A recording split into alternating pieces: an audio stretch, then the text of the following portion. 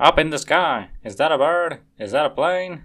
No, it's another film that could have been great but has many issues. But fret not, civilians. David Aragon is here. I'll fix this shit lickety-split. My goal here is to keep most of the original ideas and structure, taking out what doesn't work and add in some ideas of my own. And if you don't think some internet guy can write better than a renowned Hollywood guy, by all means, keep enjoying the slop. Keep thinking this movie is peak cinema, only because Superman isn't depressed or evil or whatever. Be blissfully ignorant. Be happy. Go play with your crayons. Just don't eat them. Oh, you're already doing that. I'll explore the issues as I get to them, starting with the opening text. I don't think it works. I would instead open with a news montage, detailing the 3 years of active Superman service. Most of it being saving people from natural disasters or planes falling, trains not breaking, etc. After the montage, the news segment would focus on a recent change in Superman's MO. Where he didn't used to intervene in disputes between countries, he recently did exactly that. Country X and Country Y have been on the brink of war, for reasons that don't matter. What matters is that Country X out of nowhere got their hands on advanced weapons. These untraceable weapons made it so Country X could invade Country Y. But Superman appears and destroys all the weapons without hurting the wielders. I would make it a point to have these two countries be some fake Asian countries, to avoid any comparisons to real ongoing conflicts. And why is that, you ask? Because from the river to the sea, Palestine is not about me. Nothing I say or do is going to change the outcome of that war. And I'm especially not going to have a fictional character fictitiously solving the issue in a very simplistic way, because that is patronizing and honestly, kinda insulting to the people going through this shit currently. It was different when Iron Man was killing terrorists, because fuck Islamic terrorists. I think anyone who is not completely retarded can agree. So anyway, in my version, Superman grabs the leaders of the two countries and forces them to make peace with a handshake, in front of everyone. Because that's Superman, he's positive and hopeful. Maybe this solution seems dumb and simple to you, but it's much better than Superman fucking torturing a guy. Yes, I hate the idea of Superman threatening and torturing the Netanyahu stand-in. It doesn't matter if they try and joke it away saying the splinters were small. Torture is still torture. You can't say, I didn't hit my son, I just slapped him not too hard. That is still violence against a child. You can't say, I didn't sexually assault this passed out woman, I just kissed her a little. That is still sexual assault. Back to my shit script. This new act of intervention by Superman is applauded by some and disavowed by others. Like the Justice League of America, a small team of superheroes comprised of Mr. Terrific, Green Lantern, and Hawkgirl. They are funded by the government and don't really move without express permission. The following day, Clark is writing an article about the ceasefire. There he explains the claims that the advanced weapons just landed from the sky one day, according to the leader of Country X. Clark quotes Superman as his source. This makes Lois Lane question him about his relationship with the metahuman. Clark of course acts aloof, but she has had suspicions since she has been saved a couple of times by Superman. She is beginning to see some resemblance between the two men. So clearly I'd build up to them being together, not skip to month 3 of the relationship. I'd also make sure to make a likable Lois. Trust me, there are ways to make a female Giorno likable. Karen Page from Netflix's Daredevil, for example. Because movie Lois really gave me that Kathy Newman vibes when she was interviewing Superman. Going hard from the start, trying to trip him up, questioning his actions from her own moral perspective instead of waiting to hear his full perspective. I mean, come on James, it's Lois Lane, not Lois Lame. And my Jimmy Olsen wouldn't be this metahuman whose power is to attract chicks like in an Axe commercial. That's right, I'd make without the Deus Ex Machina that is Lex's girl thirsting after this ginger fella's dick.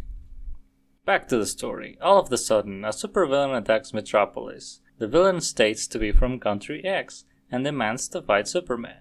Clark disappears as Superman fights, confirming Lois's suspicions. Also, Jimmy trying to cover for him makes her realize that he knows too.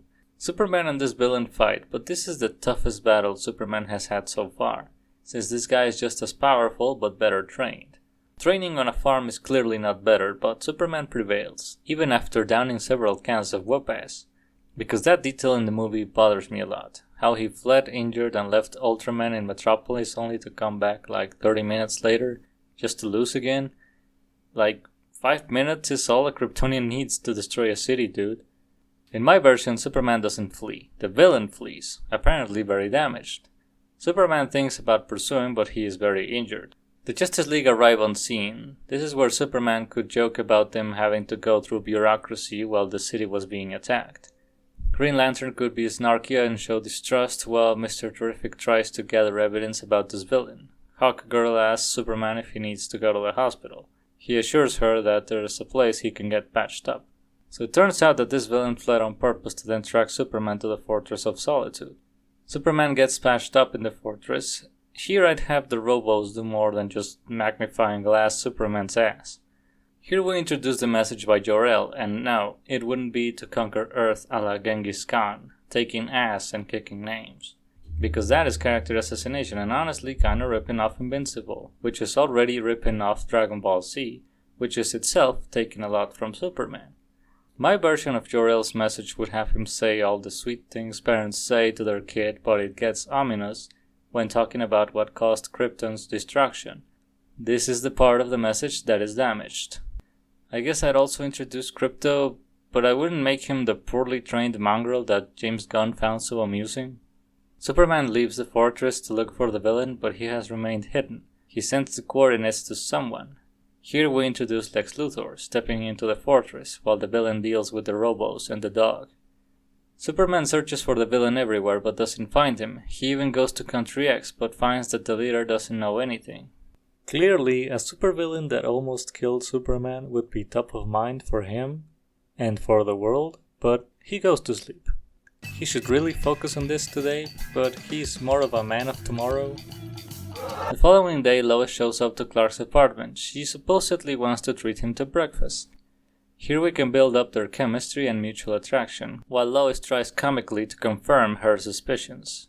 Their time is cut short when Clark sees many people mad at Superman for news that Lex Luthor found in the fortress. According to his language experts, the Jor-El message says Superman must take over Earth by first appearing as its savior. This would be bullshit, of course, but Lex is considered very reputable at this point. Not only that, but also as one of history's smartest and most influential men. Think Elon Musk before the political brain rot.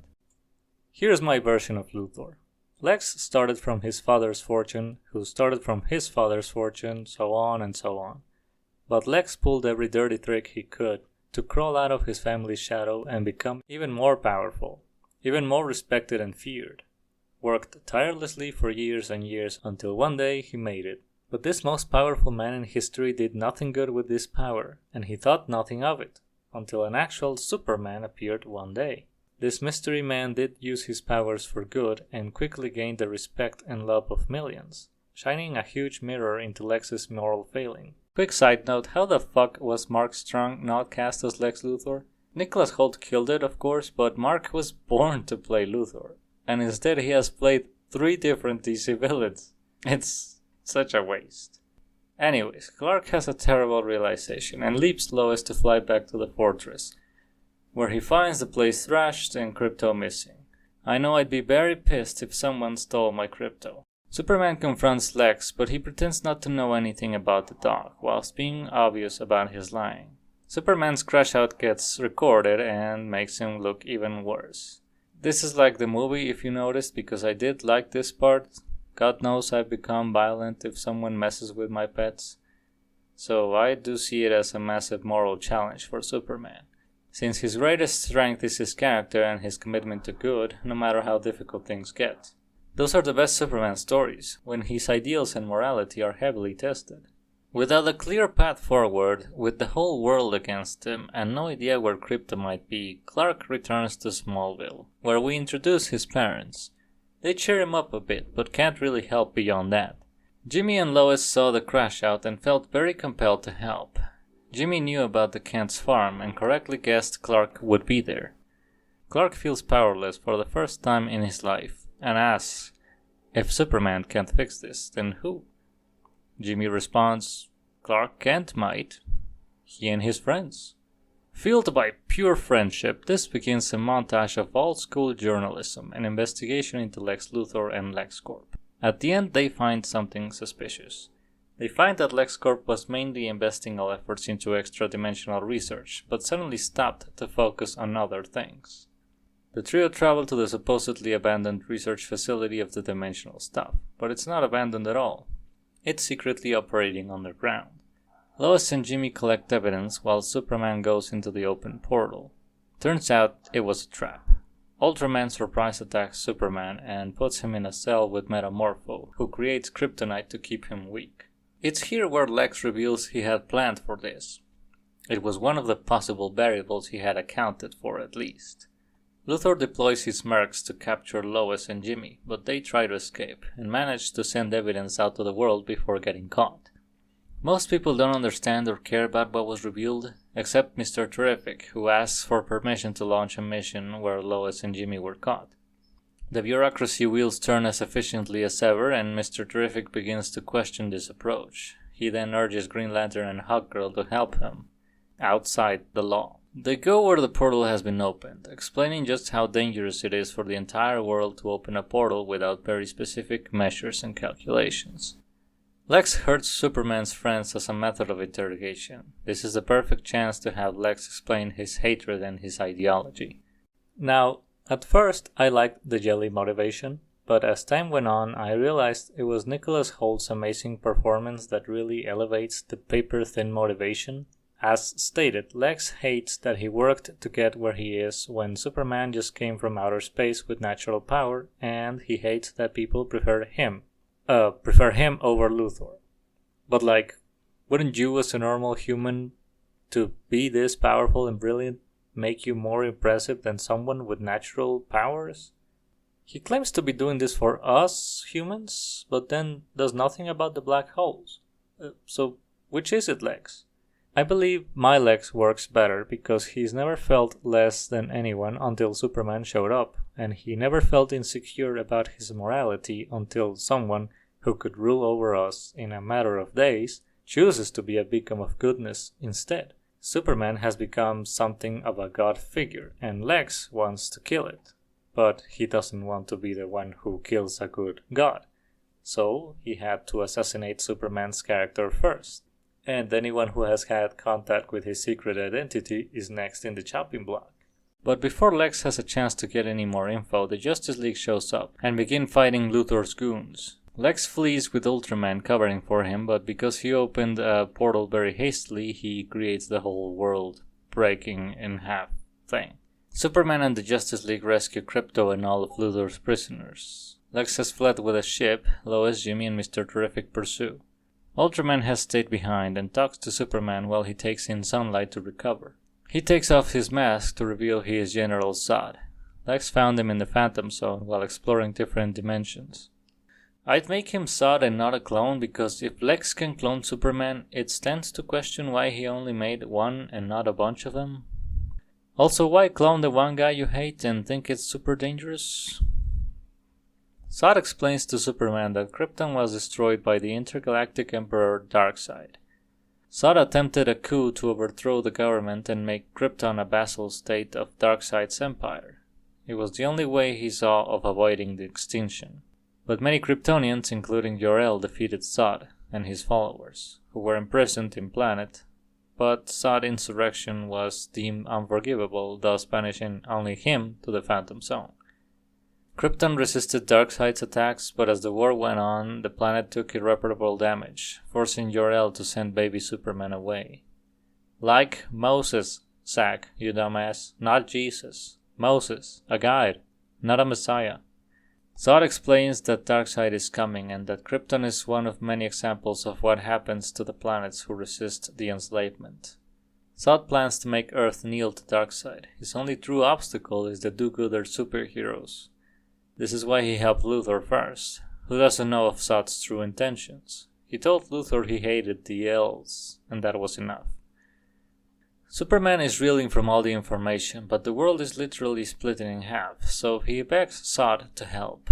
He instead starts fighting Superman. Mr. Terrific and the others capture Lex and force him to help close the breach by using his intellect and resources. Superman and the others struggle to defeat Zod until Metamorpho helps by creating kryptonite to weaken Zod, allowing the heroes to now go save as many people as they can. Luthor and Mr. Terrific close and revert the world breach thing.